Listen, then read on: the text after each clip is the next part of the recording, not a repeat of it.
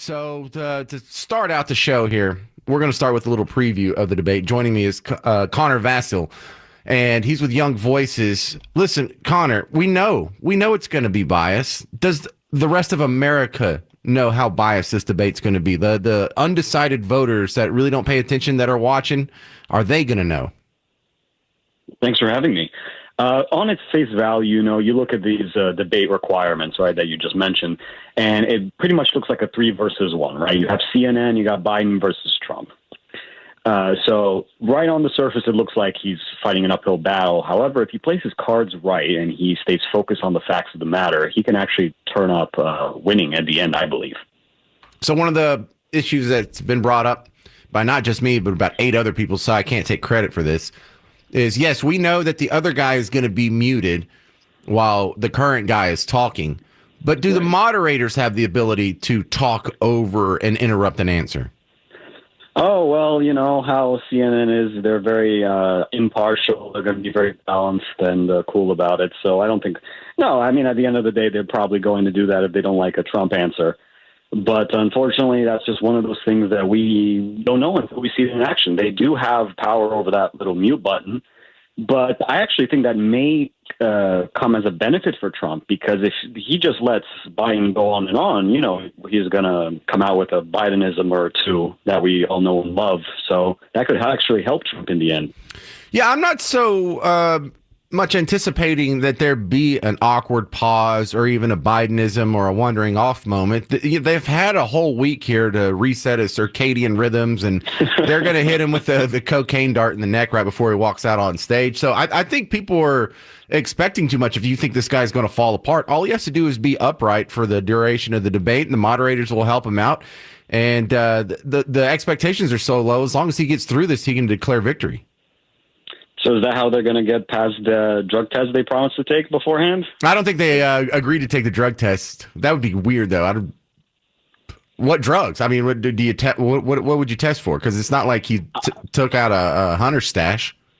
Well, hey, maybe. Who knows these days, right? I don't know any stimulants in that sense, but I mean, yeah, as you mentioned, the bar is so low, if there even is one, that even just standing on his own 2 feet and speaking coherently for a little bit of time, it's seen as a win for him.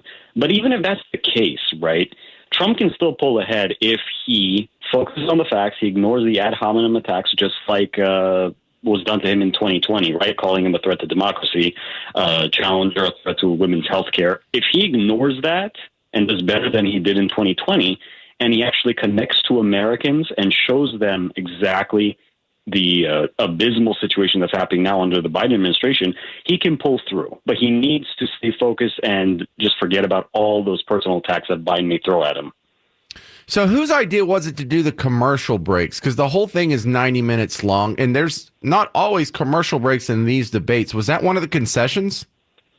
Yes, it was, I believe. I'm not sure who exactly particularly proposed that. However, we do know there are going to be 2 commercial breaks. There's going to be minimum, if any, I don't even think at all, interaction with aides. They're not allowed to have any notes on stage. Right. And during the breaks, right, they can't have anyone come talk to them and brief them real quick. But I don't know if that was CNN's idea or if that was Biden's idea. Because if it was Biden's idea, brilliant. If it's CNN's idea, also brilliant. But, that's so you can sell some really good advertising in those 2 breaks there. Anything else that you think is going to happen at this debate that no one else is talking about? Well, I know we are all focusing on the particulars of the rules and such. However, I think what's really important to know here is that people like you and me and other people, if they're partisan, they toe the party line, whatever that may be, they already know who they're voting for, either Trump, Biden, a third party, etc., right? This debate is not for people like that. This debate is for the independent voices, the undetermined voters who want to see who they can throw their support at. And both candidates here in this situation better do a good job at reaching at those people. That's why it's so imperative that, let's say, President Donald Trump stays on the mark and actually connects with Americans, showing them, reminding them how they feel under a Biden presidency, and if they truly are better now than they were over 4 years ago. That is the key to this debate, and we'll see. I don't think it's that contentious in the eyes of the American public as it is in the news. Most of the people I talk to, because I have plenty of friends on both sides of the political spectrum, they think this is going to be fun. Well, me and some of my friends, we're going to a bar. We're going to be up at Bottle Rockets to watch the debate because they're going to have it on the big screen. You know, it just had the NBA Finals and the Stanley Cup Finals. Now we're doing the debate. This isn't so negative and doomy as the TV people make it out here in the real world. That's true. I mean, that's a great outlook to have, especially in life. But, 2024, I would argue the most contentious and important election in our history and to the future. So we'll just see how that has to go. Are you going to a party or anything? Or are you taking this serious? Are you going to be in like a war room? Well, we'll see. When was it? 9 o'clock Eastern time, right? So That's well past my bedtime. So we'll have to see. But I think I'll make some time at home and I'll take a look.